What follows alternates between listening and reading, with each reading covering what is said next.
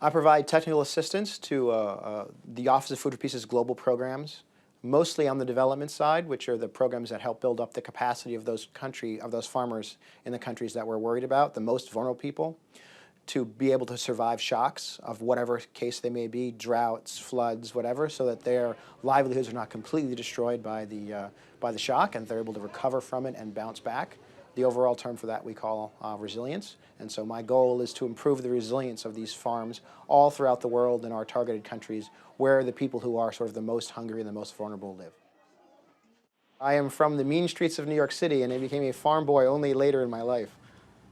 My undergraduate degree, bizarrely, was in political science because I've wanted to work in international agriculture since I was 15, essentially.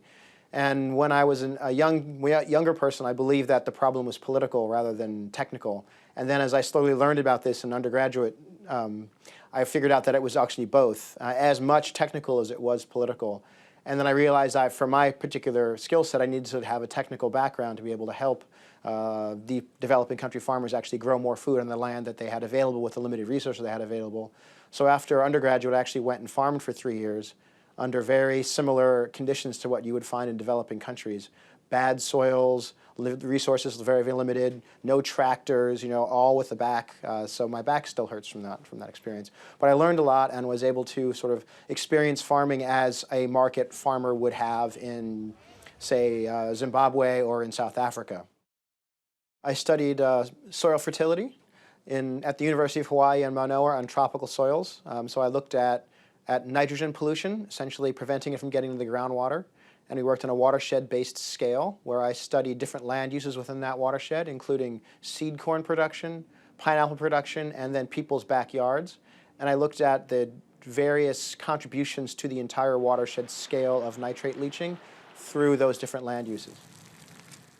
What I like most is talking to farmers. There's nothing quite like going out to the field, which I was just in 2 weeks ago, which was great fun, and literally getting my boots on and going out and chatting with farmers and figuring out what their cropping systems are, what their constraints to production are, learning from them an immense amount, and then trying to somehow craft a way to sort of help reduce those factors that are limiting their production and their economic viability, as well as their health and other functionality too.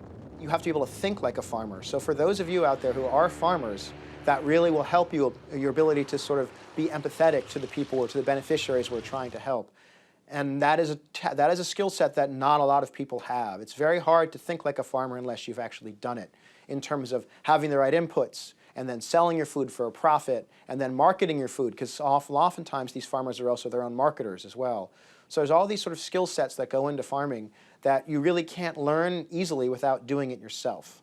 And so that is something that I know I rely on every day in my job, is the fact that I can close my eyes and think what I did when I was trying to get through these particular limitations on my farms that I worked on and that I own as well.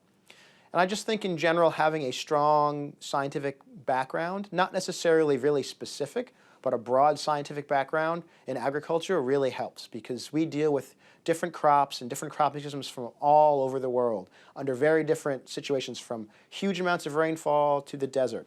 So it can be very challenging to work in all these environments. So having the basics background and the ability to then look at the internet and read documents and be able to pull what you need from them quickly and concisely to be able to make the right decisions can be very helpful as well. It's incredibly rewarding. Working internationally is amazing, and working with people who are essentially hungry and poor is more rewarding than you could possibly imagine. And I would encourage you to study agriculture or whatever makes you passionate, because you'll be spending a third of your life, waking hours essentially, on whatever job you're doing, and you should be passionate about whatever job that is. And if you are passionate about it, then it is a lot less like work and a lot more like fun and intellectually stimulating time you're spending, rather than actually being in sort of the drudge of an everyday job.